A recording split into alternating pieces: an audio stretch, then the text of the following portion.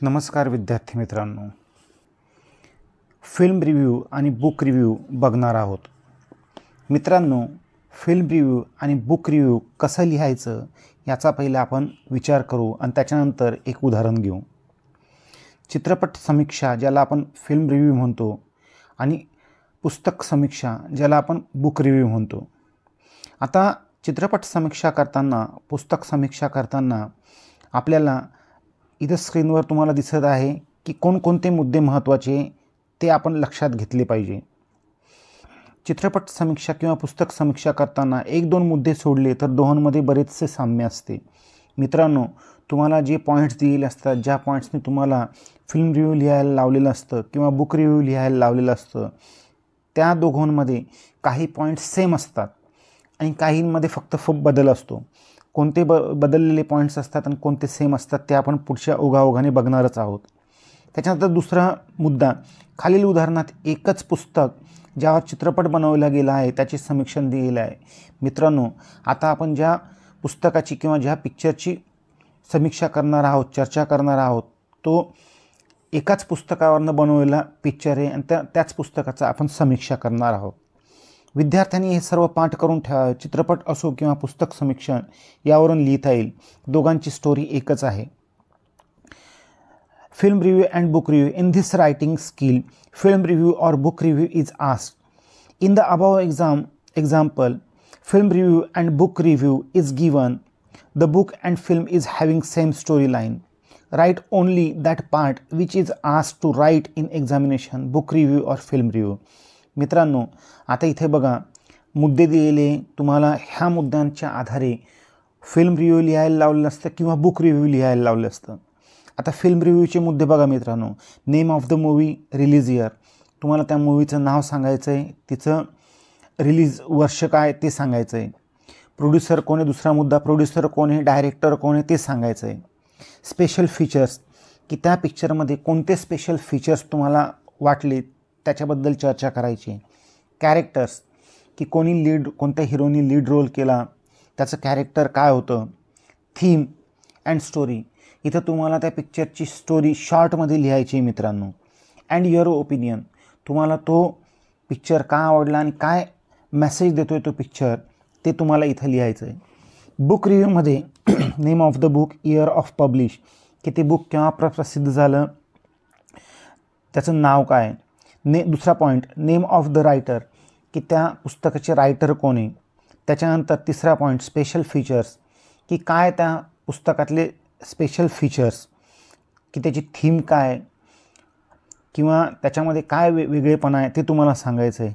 Characters, कोणकोणते मुख्य पात्र आहे त्या पुस्तकात ते त्याच्यावर तुम्हाला चर्चा करायची आहे. त्याच्यानंतरचा पॉईंट, थीम अँड स्टोरी, त्याची शॉर्ट स्टोरी तुम्हाला तिथं द्यायची आहे त्या तुमच्या बुक रिव्ह्यूच्या प्रश्नाच्या उत्तरामध्ये. युअर ओपिनियन, तुमचं मत काय हे तुम्हाला तिथे मांडायचं आहे मित्रांनो. त्याच्यानंतर चला तर आपण बघू, ह्या पहिल्यांदा आपण फिल्म रिव्ह्यू बघू आणि फिल्म रिव्ह्यू बघितल्यानंतर ती फिल्म ज्या पुस्तकाच्या आधारे बनवली आहे त्याचा आपण बुक रिव्ह्यू बघू. तर मित्रांनो, आज आपण तुमचा आवडता जो पिक्चर आहे 3 इडियट्स याचं फिल्म रिव्ह्यू करू आणि तो पिक्चर ज्या कादंबरीवर आधारित आहे, ज्या पुस्तकावर आधारित आहे 5.1 त्याचं बुक रिव्ह्यू करू. तर पहिले film review. Name of the movie, release year हा पहिला पॉईंट आहे. त्याच्यामध्ये 3 idiots is the name of the movie, released in 2009. मित्रांनो, 3 इडियट्स पिक्चर हा आपल्या परिचयाचा आहे आणि तो आपण वारंवार बघितलेला आहे. तो 2009मध्ये रिलीज झालेला आहे, ते इथं आपण मांडलेलं आहे. त्याच्यानंतर मित्रांनो, दुसरा पॉईंट, प्रोड्युसर आणि डायरेक्टर, की कोण प्रोड्युसर आहे त्या पिक्चरचं आणि कोण डायरेक्टर आहे ते लिहायचं आहे. Written, edited and directed by Rajkumar Hirani, की राजकुमार हिरानीनी त्या पिक्चरची स्टोरी लिहिलेली आहे. अर्थात चेतन भगत हे मुख्य रायटर आहे, परंतु त्याच्यामध्ये बदल करण्याचं काम राजकुमार हिरानी केले. पिक्चरमध्ये ज्यावेळेस एखाद्या पुस्तकाचं कन्व्हर्जन पिक्चरमध्ये करत असतो त्यावेळेस थोडेफार बदल करावे लागतात, ते राजकुमार हिरानीने केले. त्यांनीच हा पिक्चर एडिट केलेला आणि तेच डायरेक्टर होते. चेतन भगत हे को रायटर होते त्या 3 इडियट्स ह्या मूवीचे. प्रोड्युसर कोणी प्रोड्यूस केलेला आहे तर विधू विनोद चोप्रा नावाच्या फेमस डायरेक्टरनी प्रोड्युसरनी तो प्रोड्यूस केला. राजकुमारी हिरानी हे डायरेक्टर आहे, विधू विनोद चोप्रा हे प्रोड्युसर आहे. ते प्रोड्युसर पण आहे, डायरेक्टर पण आहे. त्याच्यानंतरचा पॉईंट बघा मित्रांनो, स्पेशल फीचर्स. काय ह्या मूवीचे special features? This movie was superhit movie of the time, की त्या काळामध्ये 2009ची सुपर डुपर हिट फिल्म होती ही 3 idiots. Music is given by Sanjay Wandrekar, Atul Raninga, Shantanu Moitra. की मित्रांनो ह्या 3 लोकांनी ह्या पिक्चरचं म्युझिक डिरेक्शन केलं आहे, म्युझिक दिलेलं आहे आणि खरोखरच खूप चांगली गाणी ह्या पिक्चरमध्ये टाकण्यात आलेली आहे. त्याच्यानंतर मित्रांनो कॅरेक्टर्स कोणकोणते ह्या पिक्चरमध्ये? रॅन्चो आमिर खान, राजूची भूमिका शर्मन जोशींनी रेखाटलेली आहे. फरहान आर माधवन ह्या ॲक्टरनी फरहानची भूमिका केली आहे. पिया करीना कपूर नावाच्या ॲक्ट्रेसनी पियाची भूमिका केली आहे. आणि वीरू बोमन इराणी ज्याला आपण व्हायरससुद्धा म्हणतो आहे. आता मित्रांनो हा जो महत्त्वाचा भाग आहे थीम अँड स्टोरी, याच्यामध्ये तुम्हाला त्या पिक्चरचं डिटेल इन्फॉर्मेशन द्यायची आहे. पण टाईम कमी जास्त असल्यामुळे, टाईम लिमिट तुम्हाला असल्यामुळे शॉर्टमध्ये ती स्टोरी लिहिण्याचा प्रयत्न करा. मी ते थोडी डिटेलमध्ये दिली. तर चला स्टोरी लाईन काय ह्या पिक्चरची ते बघू. The story begins from Chatur's calling to Farhan and Raju to remind the bet which he have 10 years ago to show them that he defeated all 3, Rancho, Raju and Farhan, and became successful businessman. की मित्रांनो ह्या पिक्चरची सुरुवात त्या चतुरच्या colony होते. चतुर हा एक हुशार मुलगा त्या कॉलेजमध्ये असतो ज्याच्यामध्ये फरहान, रॅन्चो आणि राजू शिकत असतात. तर 10 वर्षानंतर ज्यावेळेस ते एक सक्सेसफुल सिटिझन्स म्हणून मान्यता मिळवतात, एक प्रतिष्ठित नागरिक म्हणून मान्यता मिळवतात समाजात, त्यावेळेस ह्या चतुरचा फोन येतो आणि तो ह्या दोघांना कॉलेजमध्ये बोलवतो. कारण 10 वर्षापूर्वी त्यांनी भेट लावलेली असते की 10 वर्षानंतर आपण पुन्हा इथं भेटू आणि कोण जास्त सक्सेसफुल आहे ते आपण विचारात घेऊ. आणि त्याला असं वाटतं की मीच जास्त सक्सेसफुल आहे, म्हणून तो आनंदाने कॉल करतो आणि फरहानला आणि राजूला त्या जागी बोलवतो, कॉलेजला बोलवतो. It is a story of 3 best friends who studied in ICE, की इंजिनिअरिंग कॉलेजमध्ये हे 3 मित्र शिकत असतात. रॅन्चो ज्याच्यामधला पहिला एक आहे रॅन्चो, ज्याची भूमिका आमिर खाननी केली. And intelligent son of rich businessman, की तो रॅन्चो दाखवतो आहे की मी एका रिच बिझनेसमनचा मुलगा आहे. Raju a poor middle class boy whose father is paralysed, he is only hope of family's future. की मित्रांनो दुसरा आहे पात्र ह्या पिक्चरमधलं ते म्हणजे राजू, ज्याची भूमिका शर्मन जोशींनी केली आहे. आणि हा राजू पुअर क्लास मिडल क्लासचा मुलगा आहे की ज्याच्या वडिलांना पॅरालिसिसचा अटॅक आलेला आहे आणि ते बेडवर पडू नये.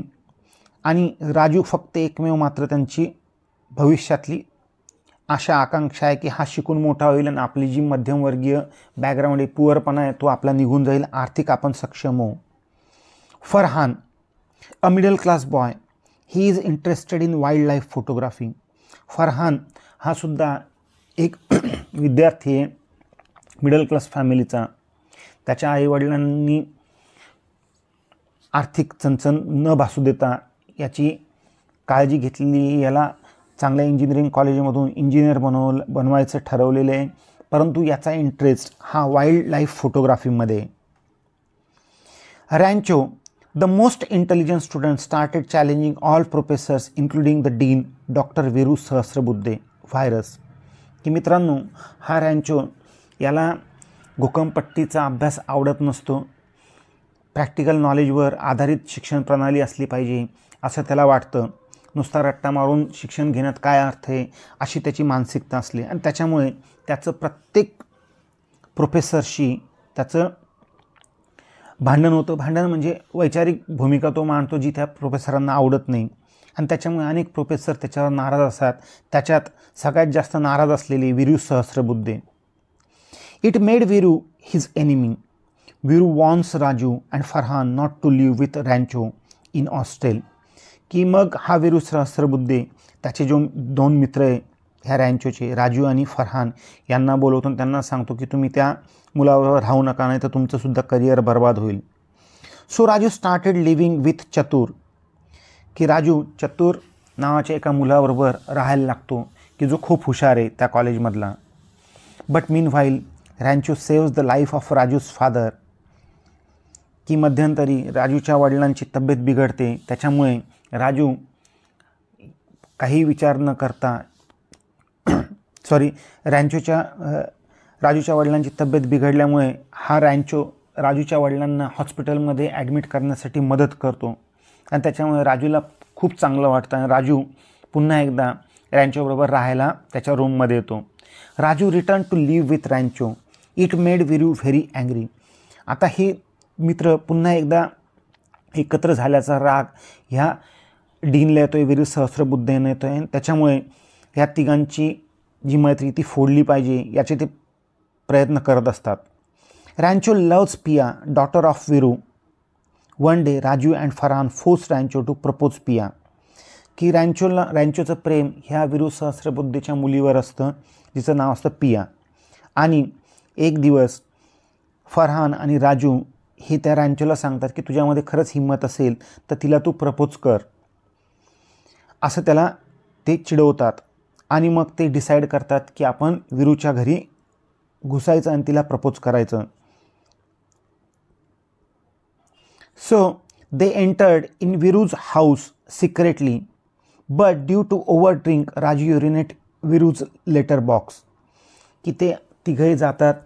हा रॅन्चो त्या पियाला प्रपोज पण करतो, परंतु ज्यावेळेस ते येत असतात त्यावेळेस रिटर्न होत असतात त्यावेळेस हा राजू जास्त दारू पिल्यामुळे, अल्कोहोलचं कन्झम्पशन जास्त केल्यामुळे तो त्या वीरू सहस्रबुद्धेच्या जो लेटर बॉक्स आहे दरवाजाच्या पुढे लावलेला त्याच्यामध्ये तो लघवी करून देतो आणि ते सगळं हा वीरू सहस्रबुद्धे बघतो.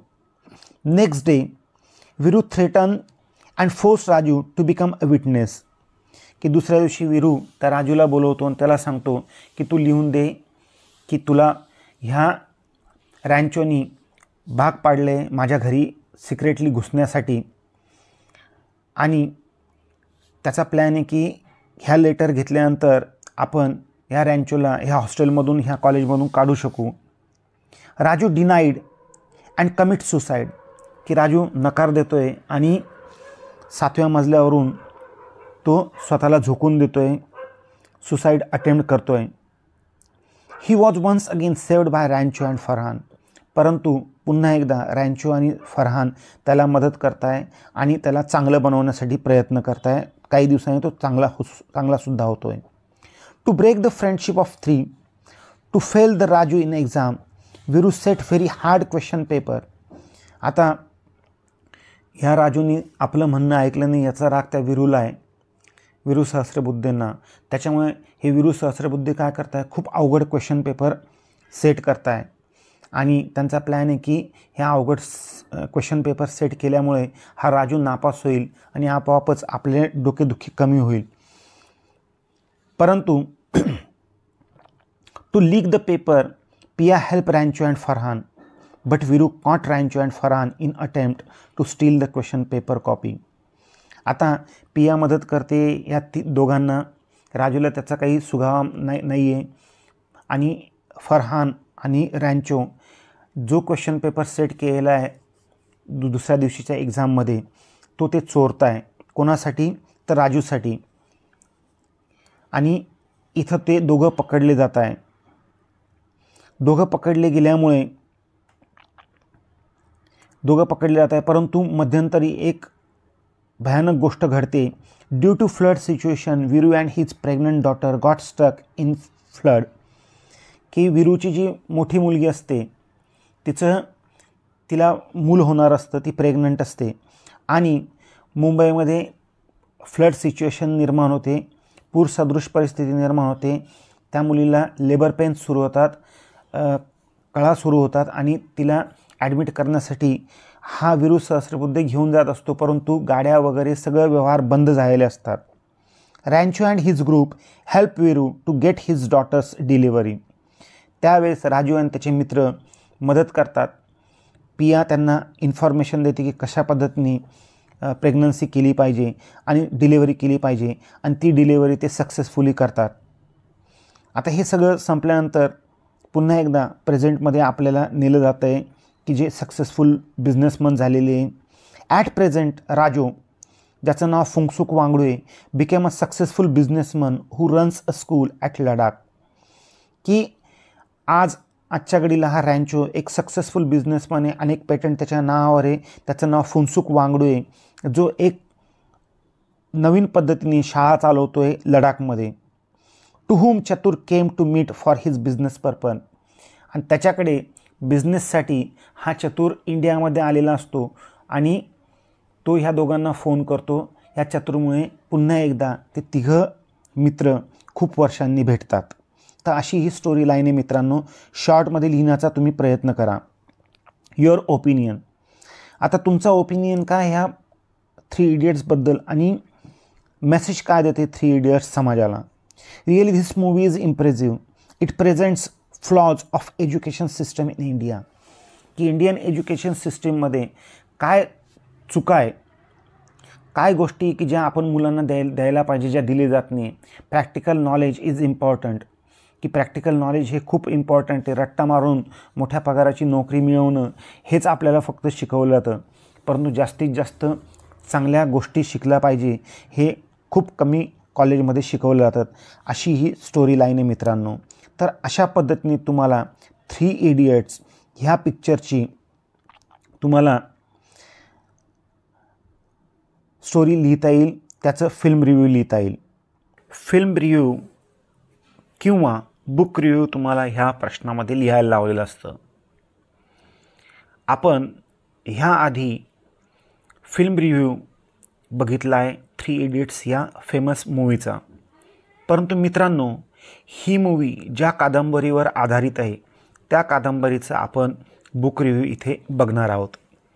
तर मित्रांनो बघा, name of the book, year of publish. की ते कोणतं पुस्तक आहे ज्याचा आपण बुक रिव्ह्यू करतो आहे, त्याचं नाव आहे 5 Points Someone. आणि पब्लिश केव्हा झालेलं ते, तर ते 2004 मध्ये. 5 Points Someone and year of publish is 2004. Name of the writer.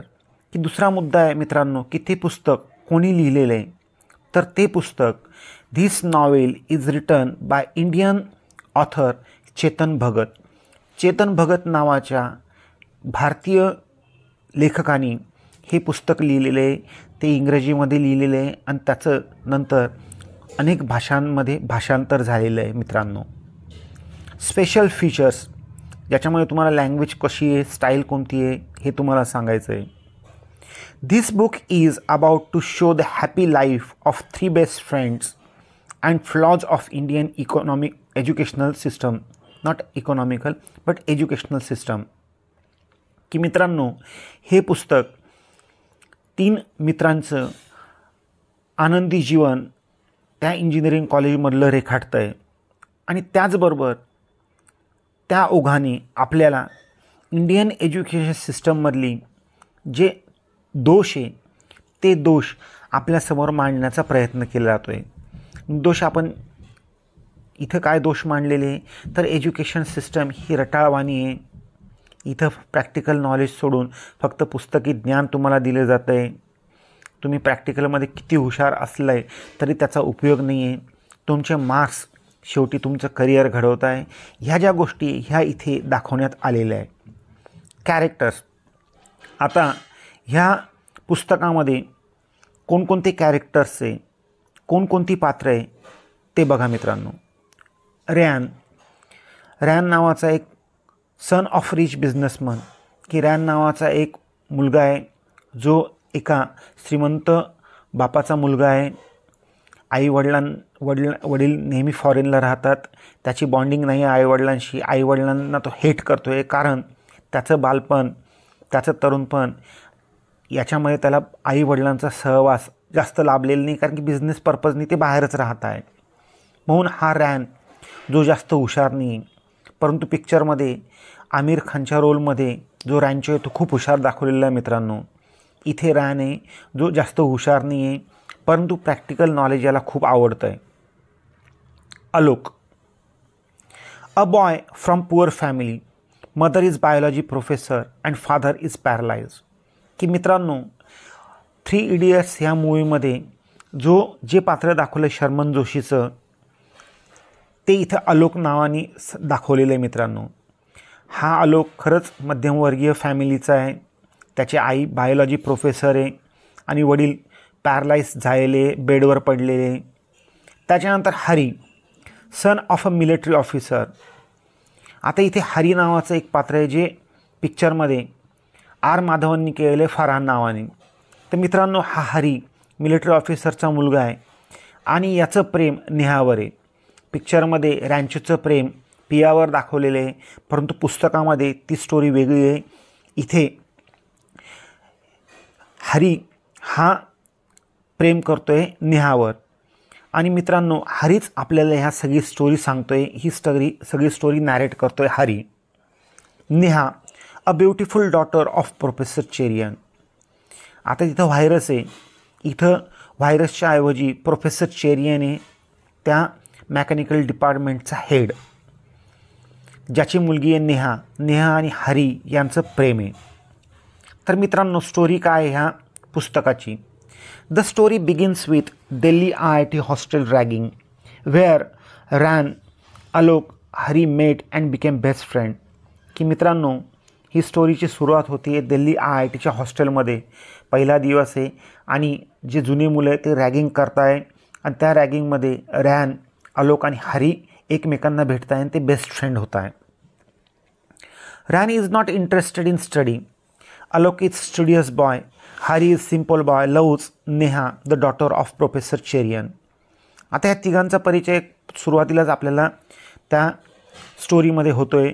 Ran हा इंटरेस्टेड नाही आहे स्टोरीमध्ये, तो त्या एज्युकेशन सिस्टमची थट्टा करतो आहे, तिच्यामधले असलेले फ्लॉज दाखवून देतो आहे. त्याच्यानंतर आलोक हा मध्यमवर्गीय मुलगा आहे जो खूप अभ्यासू आहे कारण जबाबदारीचं ओझं त्याच्यावर आलेलं आहे. हरी, अ सिम्पल बॉय, की हरी हा मध्यमवर्गीय कुटुंबातला मिलिटरी ऑफिसरचा मुलगा आहे, परंतु त्याचं प्रेम प्रोफेसर चेरियनची मुलगी जी आहे नेहा तिच्यावर होतं आहे. आता हे तिघं मुलं they started living in one room, mean while they got very less marks. की जीवनाचा आनंद घेत आहे फर्स्ट सेमिस्टरला यांना 5.something असे मार्क्स मिळत आहे जे खूप कमी आहे. आणि त्याच्यामुळे इन प्रोफेसर दुबेज क्लास टेस्ट, आता प्रोफेसर दुबेंची जी क्लास टेस्ट होती त्या क्लास टेस्टमध्ये यांना फक्त 5.something असे मार्क्स मिळत आहे. तेच मग टायटल इथं ह्या नॉवेलचं झालेलं आहे मित्रांनो. तेच टायटल घेतलेले आहे की 5.something समवन असे त्यांना काही मार्क मिळत आहे. रॅन अँड हरी वर not serious about their marks but Alok became nervous.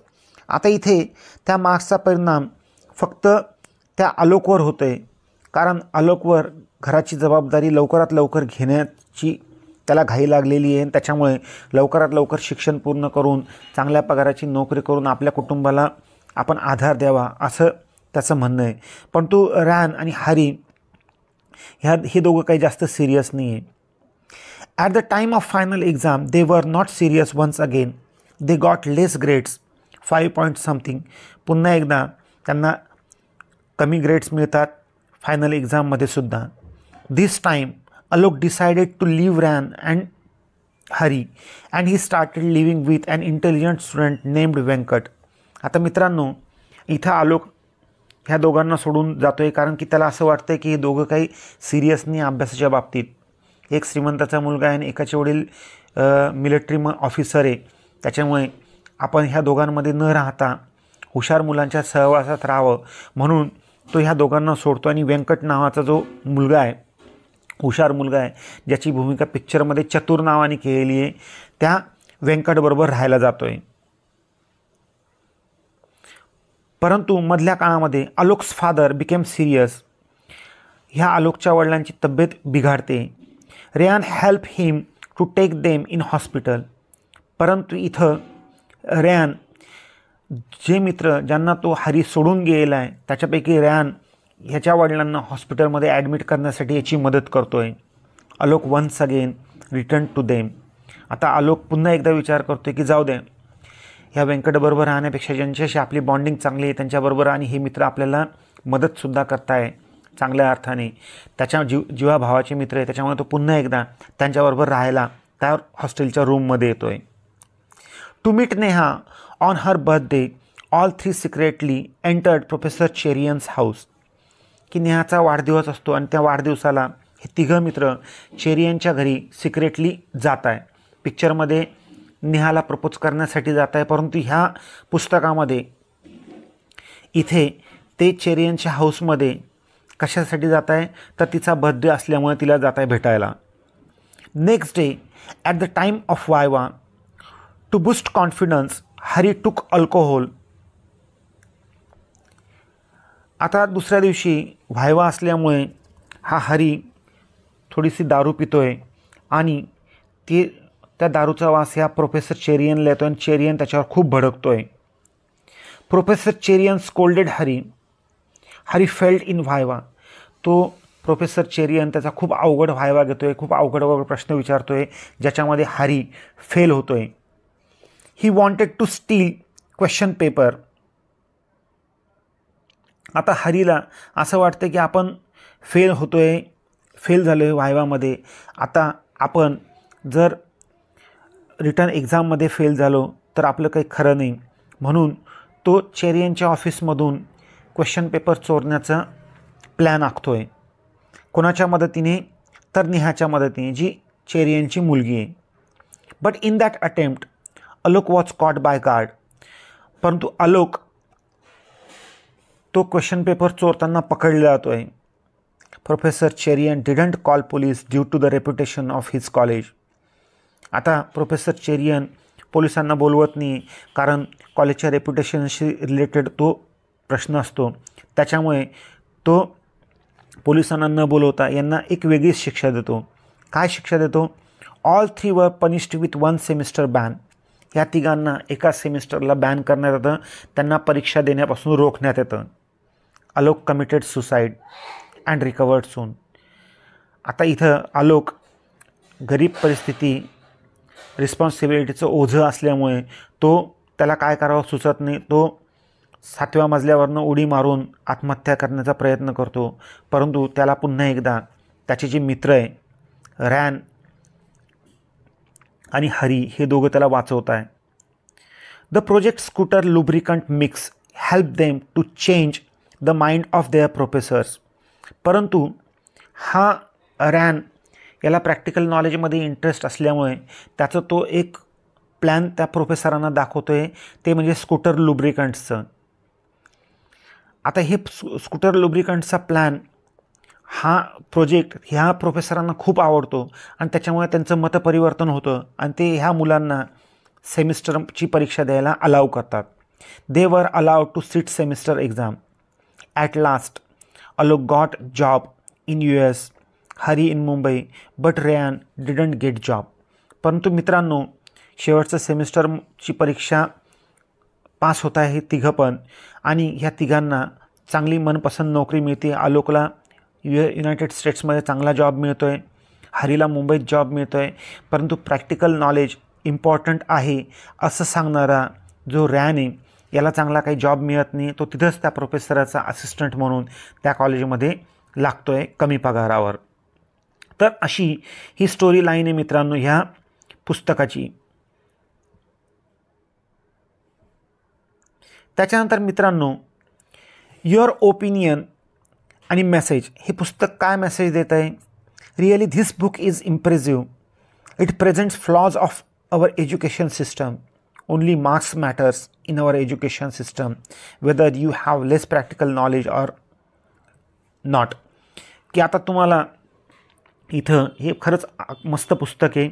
ह्या पुस्तकामध्ये काय दाखवलेलं आहे तर एज्युकेशन सिस्टमवर इथे एज्युकेशन सिस्टमचं एक चुकीची बाजू इथं दाखवलेली आहे. काय तर इथं फक्त मार्कांना किंमत आहे. इथं तुम्हाला प्रॅक्टिकल नॉलेज, तुमच्या प्रॅक्टिकल नॉलेजला किंमत नाही आहे आणि तुम्हाला किती चांगलं नॉलेज आहे प्रॅक्टिकल हे तपासलंसुद्धा जात नाही आहे. इंटरव्ह्यूमध्ये तुमचा बायोडाटा, तुमचे मार्क्स याच्यावर तुमची गुणवत्ता ठरते आणि ज्याला चांगले मार्क्स आहे ते लोक US मुंबईमध्ये त्यांना चांगली नोकरी लागून जाते. जो रेयान ज्याला इंटरेस्ट नाही आहे परंतु प्रॅक्टिकल त्याचं खूप चांगलं आहे, प्रॅक्टिकल नॉलेज आहे, त्याला जॉब मिळत नाही आहे. ही शोकांतिका आहे आपल्या एज्युकेशन सिस्टमची. तर हे ह्या पुस्तकामध्ये दाखवण्याचा प्रयत्न केलेला आहे मित्रांनो. व्यवस्थित अभ्यासा आणि हा प्रश्न व्यवस्थित सोडवा परीक्षेला. धन्यवाद.